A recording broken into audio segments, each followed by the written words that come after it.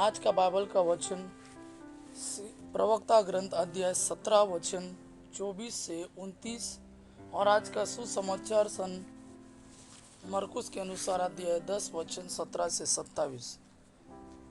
प्रवक्ता ग्रंथ अध्याय 17 वचन 24 से 29। ईश्वर पश्चाताप करने वालों को अपने पास लौटने देता और निराश लोगों को दारस बंधाता है। पाप छोड़कर सर्वोच्च ईश्वर के पास लौट आओ। उस पाप छोड़कर सर्वोच्च ईश्वर के पास लौट जाओ। उससे प्रार्थना करो और उसे अप्रसन्न मत किया करो। अन्याय छोड़कर सर्वोच्च ईश्वर के पास लौट आओ और अधर्म से अत्यधिक घृणा करो। ईश्वर का न्यायोचित निर्णय पहचान लो और सर्वोच्च प्रभु से विनय और प्रार्थना करो। यदि जीवित लोग ईश्वर का धन्यवाद नहीं करते तो अधोलोक में कौन उसकी स्तुति गान करेगा। अधर्मियों की भ्रांति में मत रहो और मृत्यु से पहले प्रभु की स्तुति करो। जो मर चुका है वो प्रभु की स्तुति गान नहीं करता। जो जीवित और सकुशल है वही प्रभु को धन्य कहता है। जीवित और सकुशल रहते हुए प्रभु को धन्य कहो। प्रभु की स्तुति करो और उसकी दया पर गौरव करो। कितनी महान है ईश्वर की दया और उसके पास लौटने वालों के लिए उसकी क्षमाशीलता। आज का सुसमाचार सन मरकुस के अनुसार अध्याय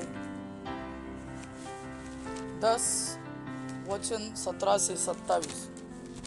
अध्याय 10 वचन 17 से 27।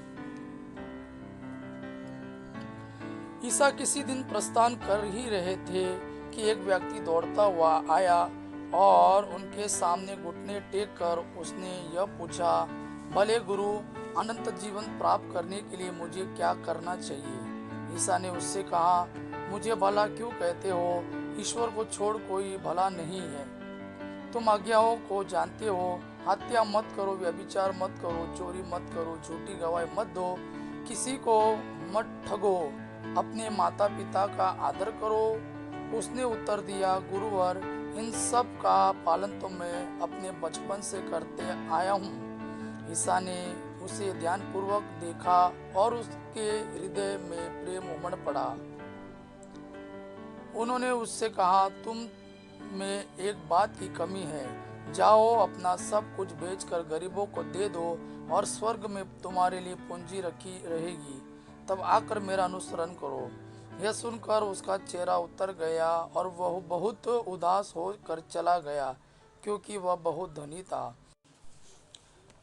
ईसा ने चारों ओर दृष्टि दौड़ाई और अपने शिष्यों से कहा, धनियों के लिए ईश्वर के राज्य में प्रवेश करना कितना कठिन होगा। शिष्य यह बात सुनकर चकित रह गए। ईसा ने उनसे फिर कहा, बच्चों, ईश्वर के राज्य में प्रवेश करना कितना कठिन है। सुई के नाके से होकर ऊंट का निकलना अधिक सहज है, किंतु धनी का ईश्वर के राज्य में प्रवेश करना कठिन है। शिष्य और भी विस्मित हो गए और एक दूसरे से बोले, तो फिर कौन बच सकता है? उन्हें स्थिर दृष्टि से देखते हुए ईसा ने कहा, मनुष्यों के लिए तो यह संभव है, ईश्वर के लिए नहीं, क्योंकि ईश्वर के लिए सब कुछ संभव है। यह प्रभु का वाणी है। प्रभु को धन्यवाद। आबा पिता की महिमा और पुत्र यीशु का प्रेम आप पर सदा सर्वदा बना रहे। आमीन।